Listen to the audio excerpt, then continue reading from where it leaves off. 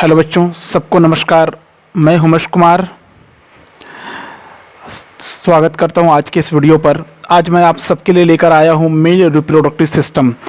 जी हाँ, मैं human reproduction का एक मेल रिप्रोडक्टिव आर्गन के बारे में आज बात करूंगा।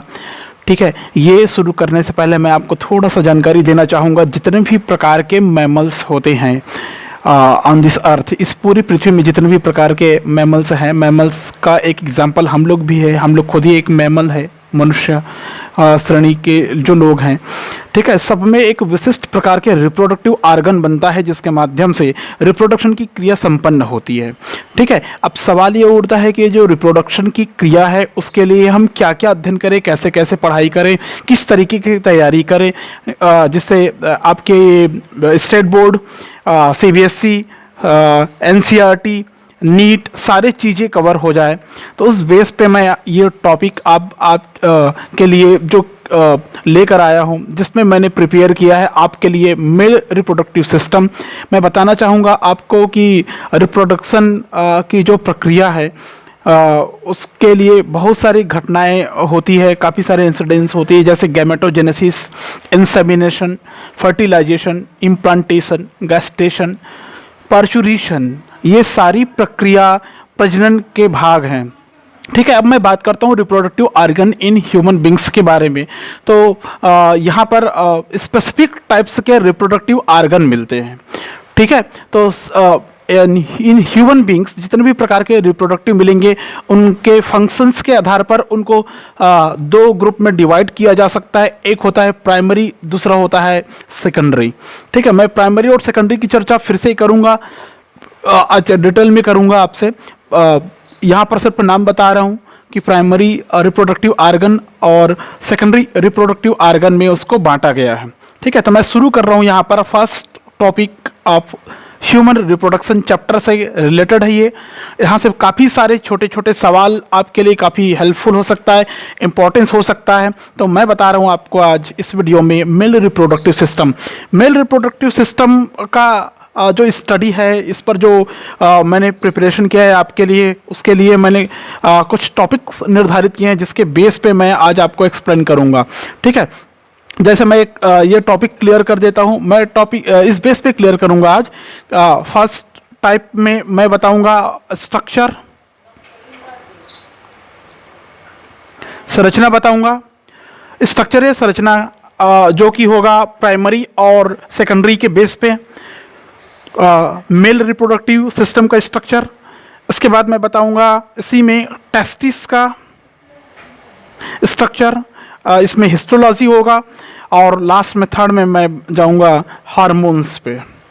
ठीक है, हार्मोन्स पे जाऊंगा। स्ट्रक्चर में सिर्फ मेल रिप्रोडक्टिव सिस्टम का जो स्ट्रक्चर है वो मैं बना के बताऊंगा। उसमें जो जो पार्ट्स होते हैं उसको थोड़ा सा एक्सप्लेन करने का कोशिश करूंगा, जिससे आपके लिए थोड़ा सा आसान हो जाए ये टॉपिक।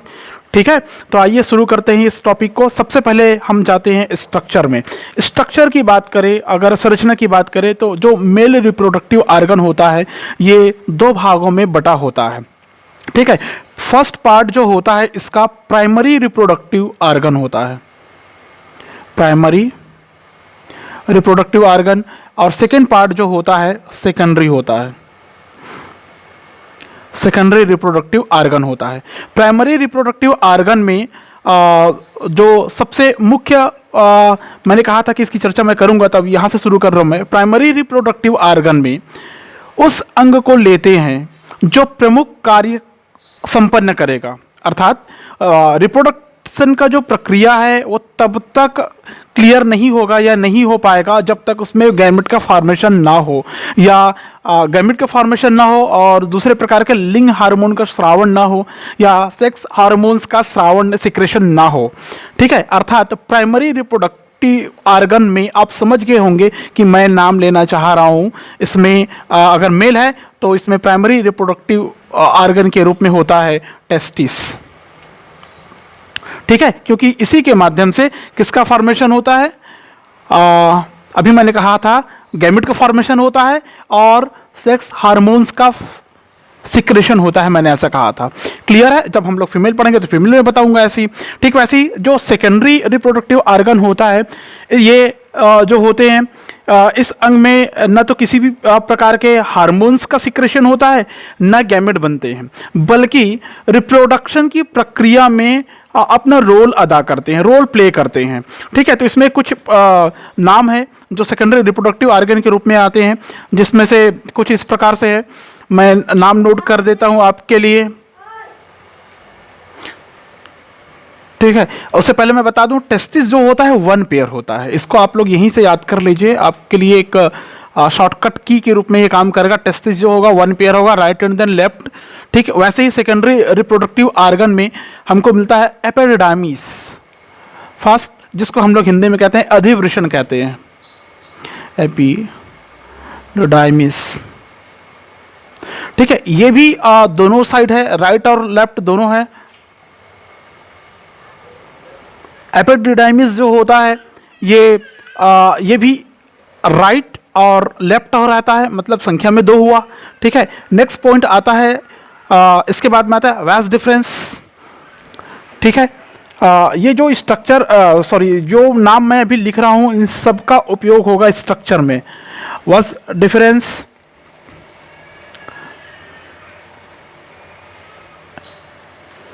ये भी राइट एंड देन लेफ्ट होगा, मतलब संख्या में ये भी 2 हो गया।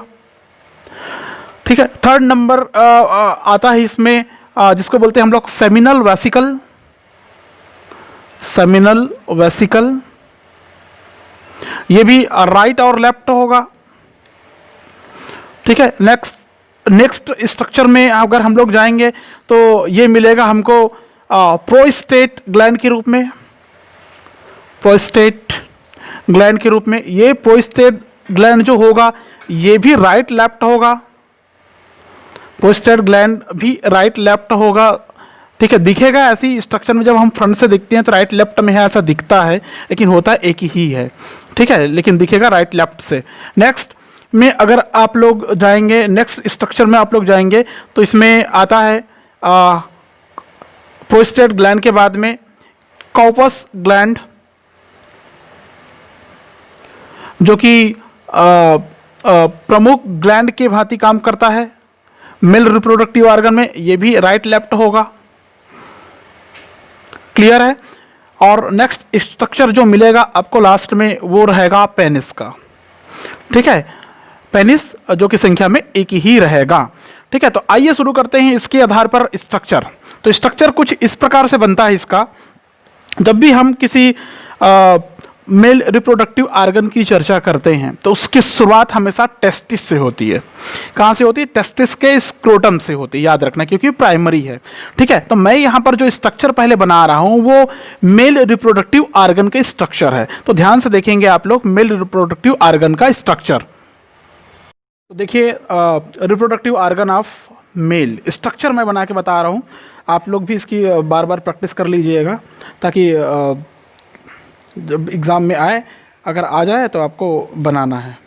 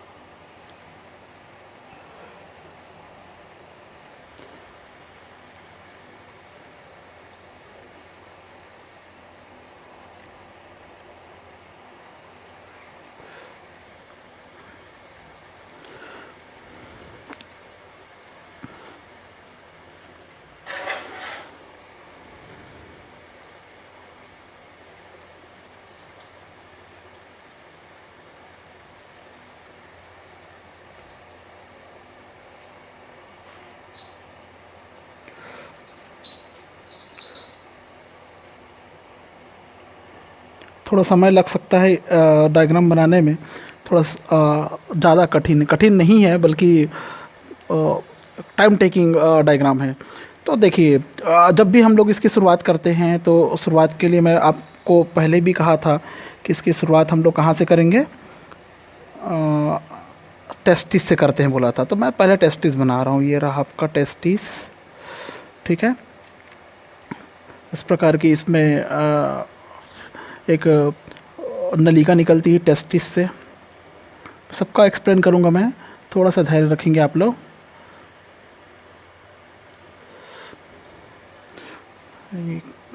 कैपेड संरचना जो टेस्टिस को घेर कर रखती है, पकड़ कर रखे रहती है।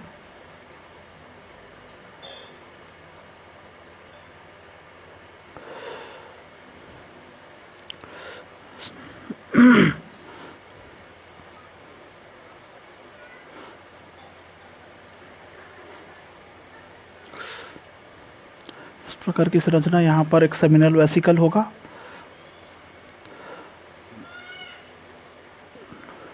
जिस नलिका में आगे जुड़ेगी, ये नलिका कहलाएगा। इसको बोलते हैं हम लोग,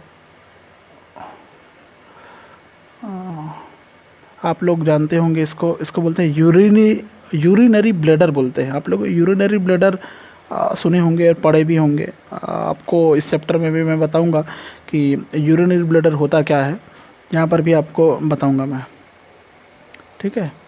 तो इस प्रकार की लगभग संरचना इसकी आती है। दोनों तरफ ये ग्लैंड होती है, इस ग्लैंड का नाम आता है, ये स्ट्रक्चर होती है, इसका नाम है सेमिनल वेसिकल। ये सेमिनल वेसिकल, ठीक है। ये फुली संरचना जिसका नाम आता है, इसका नाम बोलते हैं एम्पुला, ठीक है। तो इस प्रकार इसकी स्ट्रक्चर कुछ बनती है।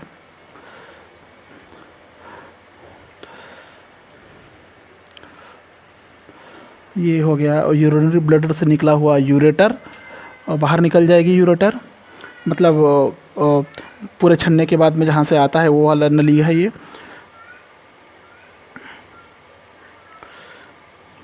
एंड देन नेक्स्ट,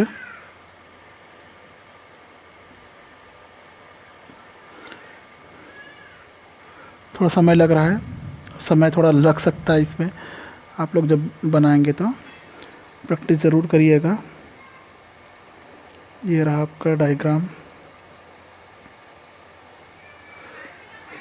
हम यहाँ पर भी एक टेस्टिस बनाते हैं, दोनों साइड में एक एक टेस्टिस, अर्थात 1 पेयर ऑफ टेस्टिस। जैसे मैंने शुरू में कहा था कि अगर बात करें टेस्टिस की तो 1 पेयर ऑफ टेस्टिस कुछ इस प्रकार की स्ट्रक्चर में। ये वैस डिफरेंस है जो लाइन मैं भी खींच रहा हूँ, ठीक है। इस प्रकार के स्ट्रक्चर, ठीक है। और ये हो गया स्क्रोटम, क्लियर है। तो ये जो इमेज आपको दिखाई दे रहा है यहाँ पर, ये इमेज है मेल रिप्रोडक्टिव आर्गन का। अब मैं यहाँ से नॉमिनेशन करना शुरू करूँगा। थोड़ा सा रंग रोगन भी अगर मेरे को करते बन जाए तो मैं कर लेता हूँ। यहाँ पर एक ग्लैंड होता है, इस ग्लैंड का नाम आता है, ये जो ग्लैंड है ये प्रोस्टेट ग्लैंड है, ठीक है। यहाँ पर एक और ग्लैंड होता है, ये होता है काउपर्स ग्लैंड बोलते हैं इसको। क्या बोलते हैं इसको? काउपर्स ग्लैंड कहते हैं, क्लियर है। इसमें मसल्स या मांसपेशी या ऊतक जो होता है वो इरेक्टाइल प्रकार का होता है। इरेक्टाइल मतलब उत्तेजित करने वाले ऊतक भरे होते हैं, संयोजी ऊतक कनेक्टिव टिश्यूज में भरा हुआ रहता है। ये मार्ग कहलाता है उरेथ्रा। मैं नॉमिनेशन कर रहा हूँ, ध्यान से आप लोग वॉच करिएगा, ध्यान से देखिएगा और सुनिएगा। मैं जानता हूँ कि इसका डायग्राम बनाने में थोड़ा सा समय लग गया मेरे को, फिर भी समझने के लिए पर्याप्त रहेगा ऐसा मेरे को लगता है। तो देखिए, जब भी हम शुरुआत करते हैं मेल रिप्रोडक्टिव ऑर्गन की, तो हम लोग हमेशा शुरुआत करेंगे प्राइमरी रिप्रोडक्टिव ऑर्गन से। मैंने बताया था स्टार्ट में कि प्राइमरी रिप्रोडक्टिव ऑर्गन अगर कुछ है तो वो क्या है? टेस्टिस है। टेस्टिस जो होता है ये स्पर्म फॉर्मेशन करने वाले एक महत्वपूर्ण अंग होता है, जो एक पेयर की संख्या में पाई जाती है। आपकी बॉडी के दोनों साइड, उधर गुहा एब्डोमिन एरिया जो होता है उसके बाहर स्क्रोटम में लटकी हुई पाई जाती है, मतलब पेनिस के दोनों तरफ ये लटकी हुई पाई जाती है। ये जो है, ये जो संरचना है, ये संरचना, ये स्ट्रक्चर का नाम आता है पेनिस, ठीक है। मेल रिप्रोडक्टिव ऑर्गन में ये द्वितीयक या सेकेंडरी प्रकार के ऑर्गन है, ठीक है, जो मेटिंग प्रोसेस या मैथुन की प्रक्रिया को संपन्न कराने में मददगार होती है। फुली हिस्सी, फुला जो हिस्सा है, फुला जो पार्ट होता है, इसको ग्लांस कहते हैं, ग्लांस पेनिस कहते हैं, ठीक है। क्या कहते हैं इसको? ग्लांस पेनिस कहते हैं। अब मैं कह रहा था कि टेस्टिस से शुरू करते हैं। तो टेस्टिस या जो वृषण होता है वो बाहर की तरफ स्क्रोटम से लटके हुए रहते हैं। ये वाली संरचना जो दिखाई दे रही है, ये संरचना, इस संरचना का नाम है स्क्रोटम, ठीक है। इसको हिंदी में कहते हैं टेस्टिस सैक बोलते हैं, स्क्रोटम।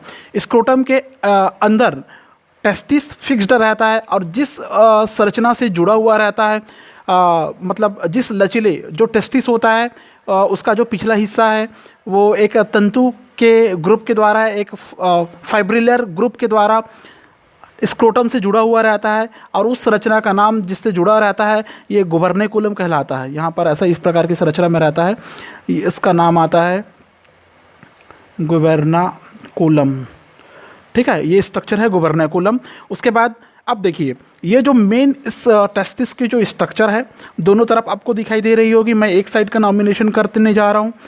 ये हो गया टेस्टिस, ठीक है, एक टेस्टिस। अब देखिए उसको टेस्टिस को एक संरचना घेर कर रखी हुई है, ठीक है, पूरा जो घेर कर रखी हुई संरचना है वो अपने आप में कहलाता है एपिडिडाइमिस। एपिडिडाइमिस अर्थात ऊपर वाले का नाम जो कैप लाइक स्ट्रक्चर में होता है, जो ऊपर वाला है कैप लाइक स्ट्रक्चर, इसको बोलते हैं कैपट। एपिडिडाइमिस, कैपेट। एपिडिडाइमिस जो साइड वाला होता है, जो मध्य वाला होता है, इसको बोलते हैं कॉर्पस। कार्पस, एपिडिडाइमिस, ठीक है। और सबसे निचला वाला जो होता है इसका नाम आता है कॉडा एपिडिडाइमिस, ठीक है, कॉडा एपिडिडाइमिस होता है। तीनों को एक साथ मिलाकर हम लोग फर्स्ट सेकेंडरी आर्गन लेते हैं। मैंने ऊपर बताया था आपको एपिडिडाइमिस फर्स्ट नंबर में लिखा था, सेकेंडरी रिप्रोडक्टिव आर्गन में इस लिस्ट में पहले नंबर पर लिखा था। तो ये हो गया सबको मिला के एपिडिडाइमिस। ये क्या हो गया? एपिडिडाइमिस या अधिवृषण हो गया। क्लियर है? अब उसके अंदर अगर हम लोग जाते हैं तो वहाँ से एक नलिका निकलती है, ये मतलब एपिडिडाइमिस आगे चलकर एक नलिका बनाती है। इस नलिका का नाम आता है वास डिफरेंस। वास डिफरेंस, ये जो वास डिफरेंस है इसको हिंदी में अगर आप लोग जानना चाहें तो इसको शुक्रवाहिका कहते हैं, ठीक है। ये शुक्रवाहिका आगे चलकर जिस आर्गन के साथ में मिलती है और खुलती है, ये वाला पहला वाला आर्गन, ठीक है, ये वाला आर्गन की मैं बात कर रहा हूँ, ये कहलाता है सेमिनल वेसिकल कहलाता है। सेमिनल वेसिकल, ये सेमिनल वेसिकल कहलाता है। क्लियर है? सेमिनल वेसिकल जहाँ पर खुलती है इसके खुलने वाले स्थान को एजेकुलेटरी डक्ट कहते हैं। एजेकुलेटरी डक्ट बोलते हैं, एजेकुलेटरी डक्ट एक वाहिनी है, ठीक है, यहाँ पर आके खुलती है, पूरे के पूरे स्पर्म या शुक्राणु यहाँ पर खुलती है, ठीक है। ये जो फुली संरचना है, ये फुली संरचना एम्प्यूला कहलाता है, एम्प्यूला। क्लियर है? सेमिनल वेसिकल हो गया, वास डिफरेंस हो गया, टेस्टिस से हमने स्टार्ट किया, हम ऊपर की तरफ जा रहे हैं, ठीक है। और यहाँ पर जो मिलती है ये होता है Cowper's gland. Cowper's gland, clear है? Cowper's gland. ऊपर आपको एक और यहाँ पर एक संरचना दिखाई दे रही है, ये वाली स्ट्रक्चर, ठीक है। ये स्ट्रक्चर जो ट्रायंगल शेप में हल्का दिखाई दे रही है, अपोजिट हॉट शेप में दिखाई दे रही है, ये प्रोस्टेट ग्लैंड है। ये प्रोस्टेट ग्लैंड, ये प्रोस्टेट ग्लैंड है। क्लियर है? उसके बाद फिर से ऊपर जाएं तो ज़्यादा कोई विशेष आर्गन है नहीं इसमें, ठीक है। ऊपर की ओर जाएं तो ये बड़ा सा है, इसको बोलते हैं हम लोग यूरिनरी ब्लैडर। आप लोग जानते हैं यूरिनरी ब्लैडर, नेक्स्ट वीडियो जरूर मिलेगा आपको इसमें।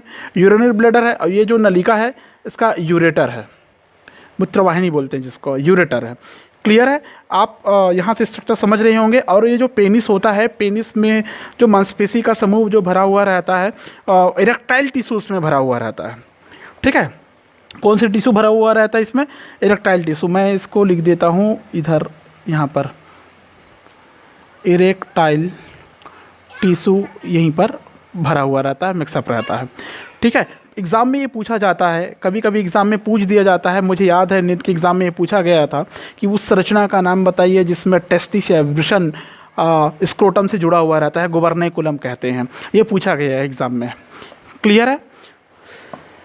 उस टिश्यू का नाम बताइए जो पेनिस में होता है, तो इरेक्टाइल टिश्यू, ठीक है। वो फुली वाली जो हिस्सा है उसका नाम है ग्लैंस पेनिस कहते हैं इसको, फुली वाली जो हिस्सा बनाता है इसको, ठीक है। सेशन मुंड बोलते हैं हिंदी में इसको। क्लियर है? तो ये स्ट्रक्चर जो मैंने अभी बताया, इसमें से और इम्पोर्टेंट क्या क्या हो सकता है? इम्पोर्टेंट तो सारी चीज़ें हैं, बहुत सारी चीज़ें हैं, लेकिन मैं जो अभी बता रहा हूँ आपको, ये 12th बायोलॉजी के बेस पे बता रहा हूँ, ठीक है। तो इसमें ज़्यादा डिप तो नहीं बता रहा हूँ मैं, लेकिन कुछ कुछ बताने का ज़रूर प्रयास कर रहा हूँ। इसमें जो स्क्रोटम होता है, स्क्रोटम का काम होता है पीएच लेवल, टेम्परेचर को मेंटेन करना, ठीक है। ये जो स्क्रोटम होता है, इसका काम होता है टेस्टिस के टेम्परेचर को 2 to 3 डिग्री सेंटीग्रेड कम कर देता है। ये 2 to 3 डिग्री सेंटीग्रेड कम कर देता है, टेम्परेचर को कम कर देता है, किसके? बॉडी टेम्परेचर से कम रखता है ये, क्लियर है। अगर आकार की बात करें, टेस्टिस के आकार की बात करें तो लगभग 2.5 सेंटीमीटर लंबा और 1.5 सेंटीमीटर मोटा अंडाकार होता है, एक्स एब्डम में होता है। ये कैसा होता है? लंबाई चौड़ाई क्या है इसका, आप नोट कर सकते हैं। इसका जो लेंथ होता है वो लगभग 2.5 सेंटीमीटर, और इसका जो विड्थ होता है, चौड़ाई होता है, ये होता है लगभग क्या बोलते हैं 1.24 सेंटीमीटर के लगभग लिख सकते हैं आप, ठीक है। अगर क्या बोलते हैं उसके आकार के बारे में बात करें तो ये अंडाकार है, एक शब्द में आप ऐसा लिखेंगे, ठीक है। तो मैं समझता हूँ यहाँ पर ये स्ट्रक्चर क्लियर होता है। मैं थोड़ा थोड़ा आपको इसको क्लियर करने जा रहा हूँ।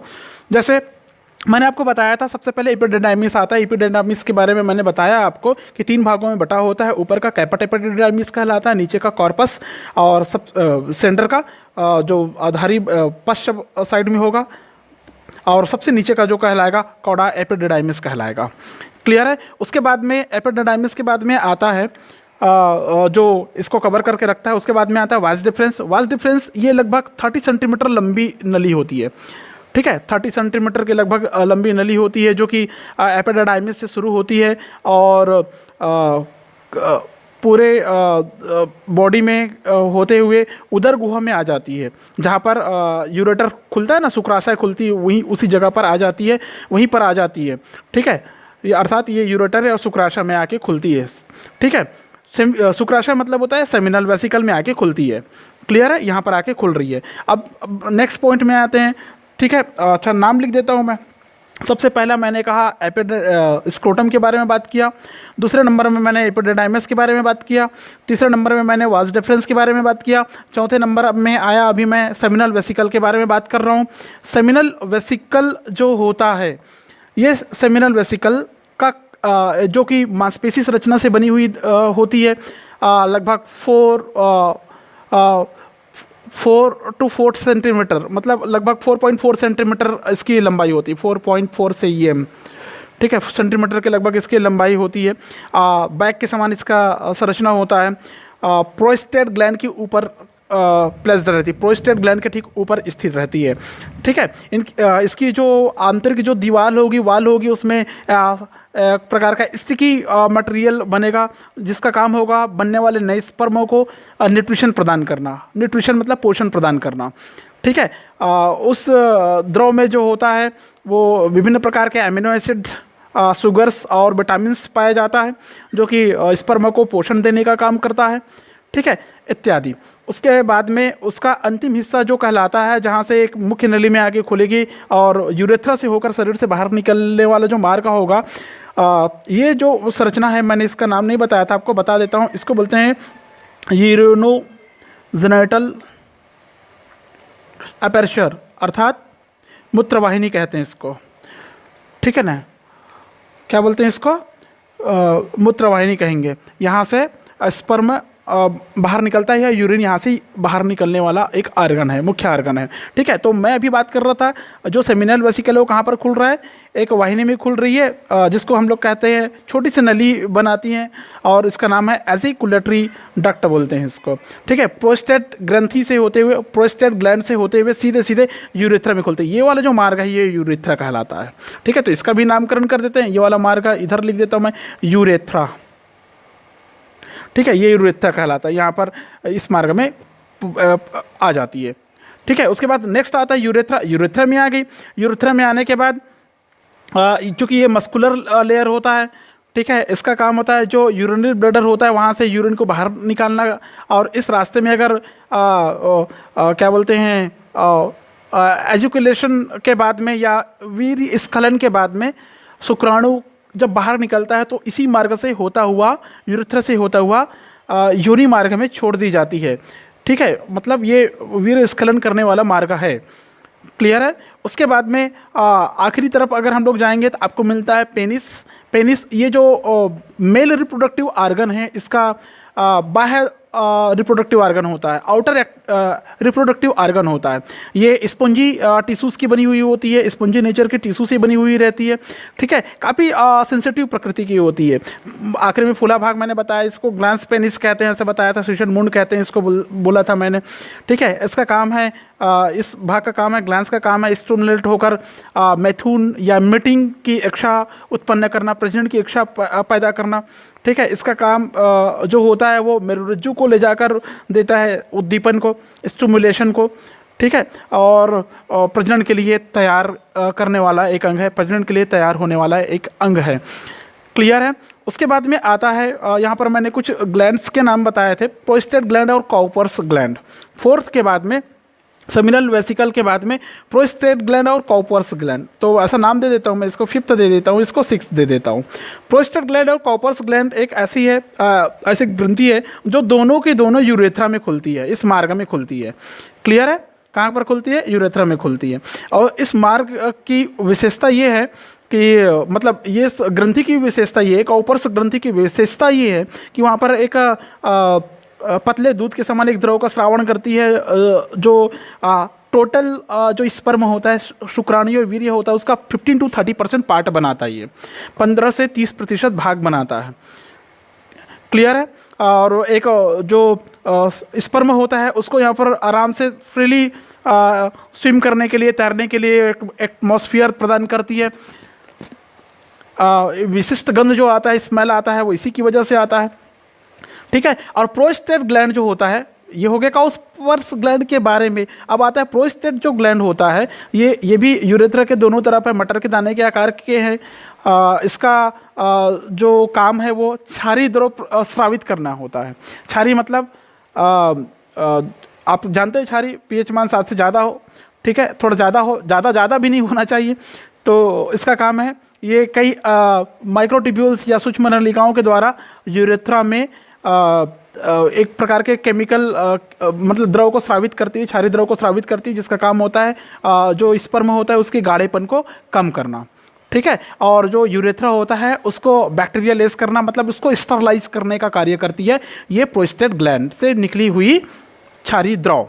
क्लियर है। तो ये हो गया structure of a male reproductive organ, मतलब पुरुष के नर जनन तंत्र इस प्रकार से हुआ। अब मैं आपको बताने जा रहा हूँ इसमें ये जो नर जनन तंत्र के जो कार्य है वो कुछ इस प्रकार से होता है। सबसे पहले क्या होता है? इरेक्शन ऑफ पेनिस होता है। मतलब इरेक्शन ऑफ पेनिस का मतलब होता है ये मैथुन प्रक्रिया के लिए तैयार हो जाना। ठीक है, काफ़ी हार्ड हो जाती है, लंबे हो जाते हैं, इस प्रकार इसको कहते हैं हम लोग इरेक्शन ऑफ पेनिस कहते हैं। उसके बाद होता है पॉपुलेशन होता है, मैथुन की क्रिया होती है, जो घर्षण की प्रक्रिया होती है। ठीक है ना, जो घर्षण की प्रक्रिया होती है वो कहलाती है मैथुन। ठीक है, तो घर्षण की प्रक्रिया जो होती है, ये जो पेनिस होता है उसका योनि के साथ में घर्षण की क्रिया होती है। घर्षण को सरल बनाने के लिए एक प्रकार विशेष प्रकार के द्रव का स्रावण भी होता है यूरेथ्रा मार्ग पर। ठीक है, और अंतिम चरण में वहीं से मैथुन की प्रक्रिया के दौरान स्पर्म का स्खलन या एजुकुलेशन होता है। अर्थात थर्ड नंबर में आता है एजुकुलेशन या स्खलन। स्खलन मतलब वीर्य बाहर निकलने की क्रिया को स्खलन कहते हैं। ठीक है, प्रजनन की अंतिम प्रक्रिया के दौरान या मैथुन की अंतिम क्रिया के दौरान पेनिस के द्वारा यूरेथ्रा मार्ग से टेस्टिस से निकली हुई स्पर्म या शुक्राणु को सीधे योनि मार्ग में छोड़ दी जाती है। ये प्रक्रिया यहीं पर खत्म हो जाती है। ठीक है, अब मैंने कहा था आपको टेस्टिस का स्ट्रक्चर बना के बताऊंगा। ठीक है, टेस्टिस का स्ट्रक्चर कुछ इस प्रकार से होता है। हमको जानना चाहिए टेस्टिस के स्ट्रक्चर, क्योंकि एग्जाम में पूछा जा सकता है टेस्टिस के स्ट्रक्चर के बारे में। तो मैं थोड़ा सा स्ट्रक्चर के बारे में भी आपको बता देता हूँ। अगर टेस्टिस के स्ट्रक्चर को देखोगे आप, अगर मैं बात करूँ क्या बोलते हैं उसको, अनुप्रस्थ काट और टीएस काट की, तो मैं यहाँ पर अनुप्रस्थ काट के आधार पर बता रहा हूँ। ठीक है, एक टेस्टिस की चारों तरफ की जो झिल्ली होती है उसको बोलते हैं पेरिटोनियम। ठीक है, तो उसके लिए एक ये वाला स्ट्रक्चर बना देता हूँ ताकि आप भूले ना। ठीक है, इस प्रकार की जो स्ट्रक्चर मैं बना रहा हूँ, ये सबसे बाहरी वाला आवरण है, इसको बोलते हैं पेरिटोनियम। पेरिटोनियम झिल्ली नुमा एक आवरण होता है, इसके अंदर संयोजी ऊतक होती है जो बिल्कुल चिपकी हुई रहती है, इसको बोलते हैं ट्यूनिका एल्बुजिनिया। क्या बोलते हैं? Tunica albuginea. इसके अंदर जो लेयर होगा, इस प्रकार का लेयर होगा, इसको बोलते हैं ट्यूनिका एल्बुजिनिया। ये मैं बना देता हूँ, इसको बोलते हैं ट्यूनिका एल्बुजिनिया। ठीक है, ट्यूनिका एल्बुजिनिया। इसके अंदर अनेक या सैकड़ों, मतलब लगभग 4 to 600 की संख्या में 4 to 6,000 की संख्या में, सॉरी 100 की संख्या में नलिकाएं पाई जाती है, ट्यूब्यूल्स पाई जाती है। उन ट्यूब्यूल्स को एक साथ हम लोग सेमिनिफेरस ट्यूब्यूल्स कहते हैं। ठीक है, तो इसकी स्ट्रक्चर जब आप लोग देखते हैं तो कुछ इस प्रकार से दिखती है, ये ऐसा बटा हुआ रहता है।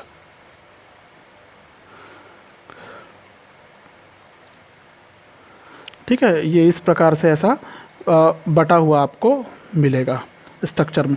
तो ये जो नलिका में बटा हुआ है, कई नलिकाओं की संख्या होंगी इसके अंदर ऐसी बनी हुई रहती है। ठीक है, ये ऐसा भी बना सकते हैं आप, कोई प्रॉब्लम नहीं, कोई दिक्कत नहीं है। ठीक है, ये नलिकाओं के पूरे समूह को या पूरे नलिकाओं को हम लोग कहते हैं सेमिनिफेरस ट्यूब्यूल्स कहते हैं। ठीक है, ये सेमिनिफेरस ट्यूब्यूल्स जो होता है, सेमिनिफेरस ट्यूब्यूल्स का काम होता है नलिकाओं के जो समूह होते हैं उनको सेमिनिफेरस ट्यूब्यूल्स कहते हैं। इनका काम है स्पर्म फॉर्मेशन में हेल्प करना। ठीक है, इसके अलावा इसके शरीर में और क्या क्या पाई जा सकती है, मतलब इसके शरीर में और क्या क्या मिलेगा। ठीक है, ये टेस्टिस की संरचना है। आपने ऊपर की तरफ का जो स्ट्रक्चर पढ़े थे, ये थोड़ा सा आगे बढ़ा देता हूँ, ऊपर की तरफ के स्ट्रक्चर पढ़े थे, इसका नाम था कैपेट एपिडिडाइमिस। ठीक है, इधर साइड में आया था तो इसको बोलते हैं हम लोग कार्पस एपिडिडाइमिस, और ऐसा नीचे आ गया था, ऐसा इधर नीचे आ गया था, तो जो नीचे आया था इसको बोलते हैं, नीचे वाले को कॉडा एपिडिडाइमिस कहते हैं। ठीक है, और यहाँ से एक नलिका निकलती है, इस नलिका का नाम क्या था? वास डिफरेंस नाम था। ठीक है, ठीक है, कई सेप्टम कई पट में बटा हुआ है। सेमिनिफेरस ट्यूब्यूल्स यहाँ पर शुक्रजन नलिका बोलते हैं, जहाँ पर शुक्राणु का फॉर्मेशन होता है। सेमिनिफेरस ट्यूब्यूल्स अनेकों नलिकाओं की संख्या में बटा हुआ रहता है। ठीक है, समझ में आया? उसके बाद में मैं नेक्स्ट डायग्राम जो बता रहा हूँ ये है लंब काट, उसके बाद में मैं बता रहा हूँ अनुप्रस्थ काट। जब आप किसी टेस्टिस की संरचना का टीएस काट देखते हैं तो आपको क्या क्या दिखाई देता है। ठीक है, टीएस काट जब भी देखेंगे आप तो आपको कुछ इस प्रकार के स्ट्रक्चर दिखाएगा। मैं सिर्फ एक ही स्ट्रक्चर बना के बता रहा हूँ। ठीक है, मैं यहाँ पर ये ऐसा बना रही है ये। ठीक है, यहाँ पर भी एक है, समझ लीजिए ऐसा, इधर भी एक था। ठीक है, इधर भी एक है, इधर भी एक है, ऐसा समझ लीजिए। तो मैं एक से आपको सारी चीज़ें क्लियर कर रहा हूँ। ठीक है, जब आप लोग टेस्टिस के टीएस देखते हैं, ठीक है, टेस्टिस के टीएस देखने के बाद आपको मिलेगा ये जो गोल संरचना बनी हुई है, ये जो गोल संरचना है ये कहलाता है क्या बोलते हैं इसको? Spermatocytes in different stages of development. ये पूरा का संरचना हमको जो एक दूसरे से सटी हुई स्पर्मेटोगोनिया दिखाई देती है, ये पूरा का पूरा स्पर्मेटोगोनिया स्पर्मेटोसाइट्स के रूप में कन्वर्ट हो जाती है। स्पर्मेटोसाइट मतलब एक ऐसी संरचना जहाँ पर स्पर्म का फॉर्मेशन होगा। ये पूरा संरचना स्पर्मेटोसाइट है। तो मैं इसको ऐसा लिख देता हूँ, स्पर्मेटोसाइट, स्पर्मेटोसाइट लिख देता हूँ। ठीक है, अब इसके अंदर स्पर्मेटोसाइट के अंदर क्या क्या मिलेंगे आपको?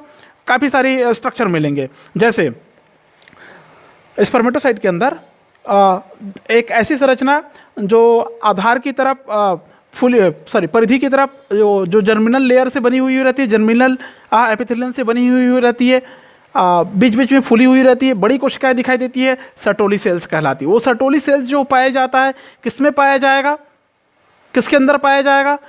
वो पाया जाएगा एक विशेष संरचना जो शुक्राणु के समान आपको दिखाई दे रहा है। उस विशेष संरचना का नाम है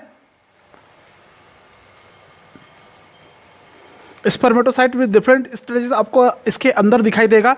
ठीक है, इस प्रकार की कलिकाओं के रूप में ऐसा विकसित रहती है। ठीक है, जब आप बड़ी बारीकी से देखेंगे तो लगभग इस प्रकार की संरचनाएं आपको दिखाई देंगी इसमें।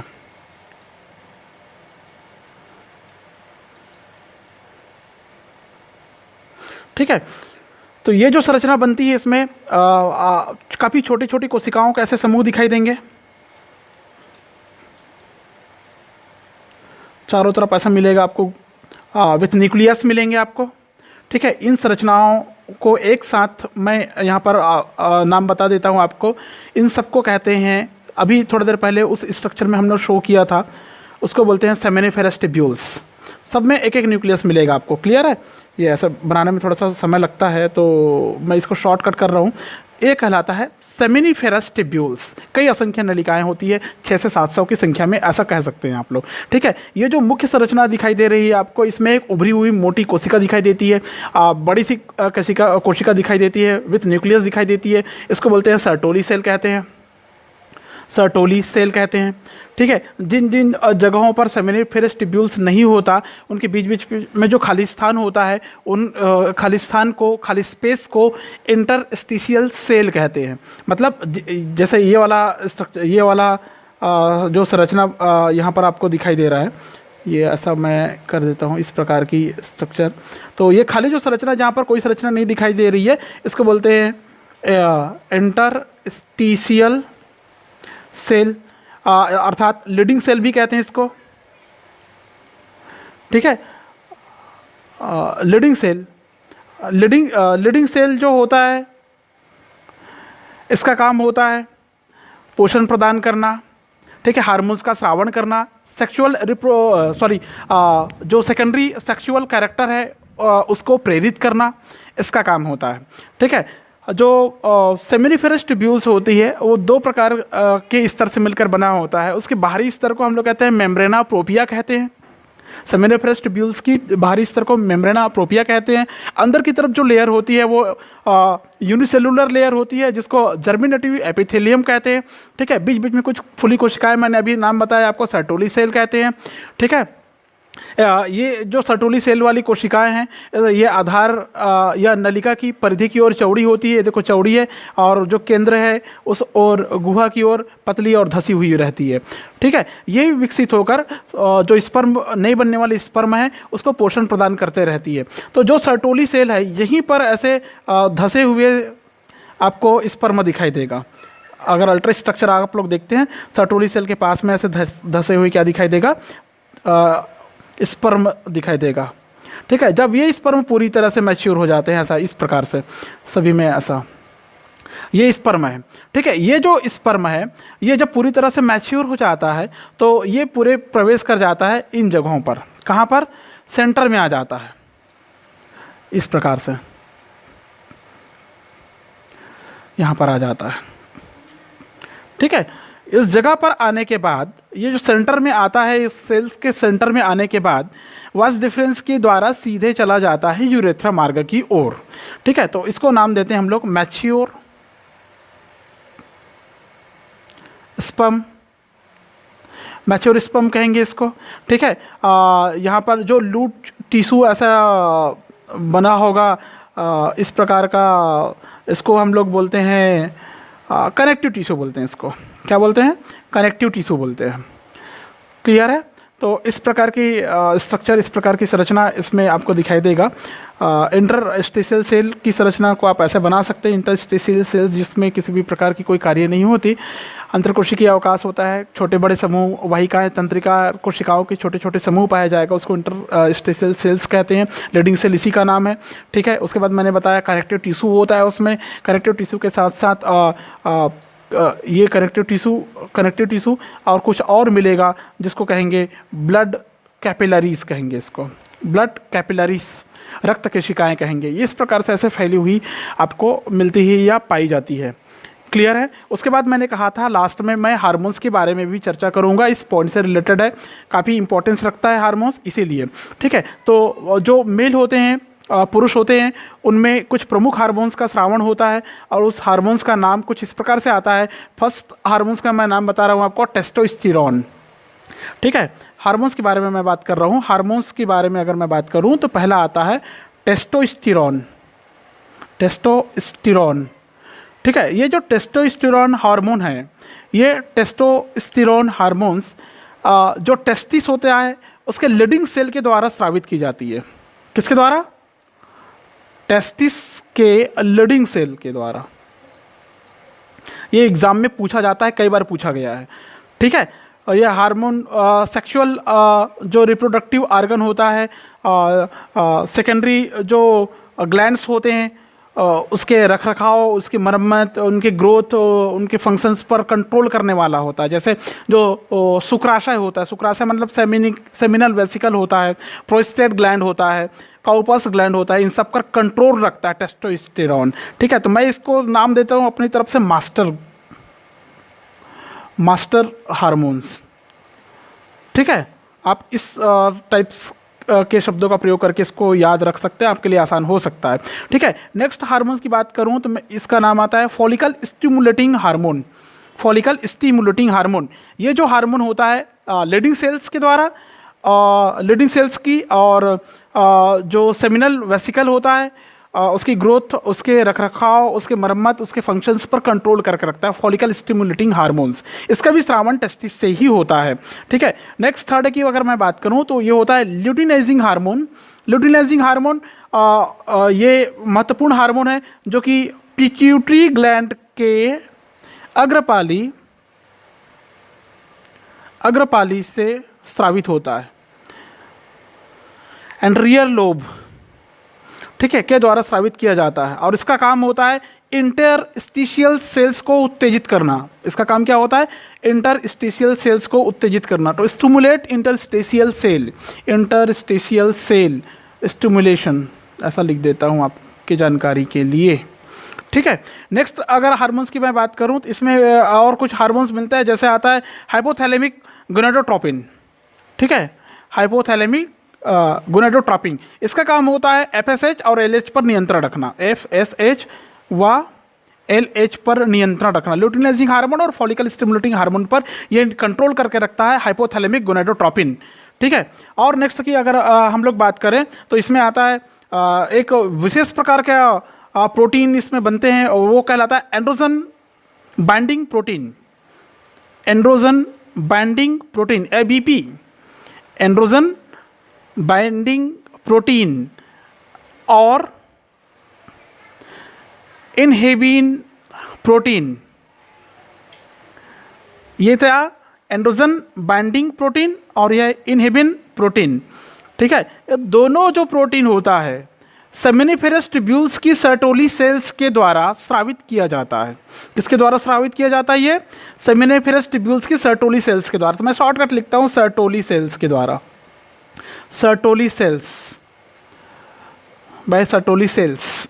ठीक है, सर्टोली सेल्स के द्वारा स्रावित होने वाले ये हार्मोन्स है। ठीक है, पूरा नाम क्या था इसका? एंड्रोजन बाइंडिंग प्रोटीन था। ठीक है, इसका जो सेमिनिफेरस ट्यूब्यूल्स में जो टेस्टोस्टेरोन्स की सांद्रता है, कॉन्सेंट्रेशन लेवल है, उसको बढ़ाता है ये। ठीक है, और जो इनहिबिन प्रोटीन है वो एफएसएच अर्थात फॉलिकल स्टिमुलेटिंग हार्मोन के स्रावन को कम करने का कार्य करता है। क्लियर है? तो समझता हूँ मैं कि आपको ये जो मैंने स्ट्रक्चर बताया है मेल रिप्रोडक्टिव सिस्टम का, ये थोड़ा बहुत समझ में आया होगा। मैंने आपके लिए विशेष प्रकार से इसको प्रिपेयर किया था। ठीक है, उम्मीद करता हूँ कि आपको समझ में आया होगा पूरा स्ट्रक्चर। आप लोग बड़ी बारीकी से, ध्यान से, जहाँ से भी जो भी सोर्स मिले आप लोग इसकी प्रैक्टिस कर लेना, पढ़ लेना अच्छे से। जितना इम्पोर्टेंस रखता था आपके अदर टाइप्स के एग्ज़ाम के लिए हो, चाहे स्टेट बोर्ड के लिए हो, मैंने लगभग सारा चीज़ कवर करने का कोशिश किया है। अगर किसी भी प्रकार की कोई समस्या है, आपको कोई सवाल आपके लिए अगर रहता है तो वो प्लीज़ कमेंट बॉक्स है नीचे, आप लोग कमेंट कर सकते हैं। ठीक है, तो आज मेरी तरफ से इस वीडियो में बस इतना ही। फिर से कोई नए वीडियो में मिलेंगे, तब तक के लिए बाय।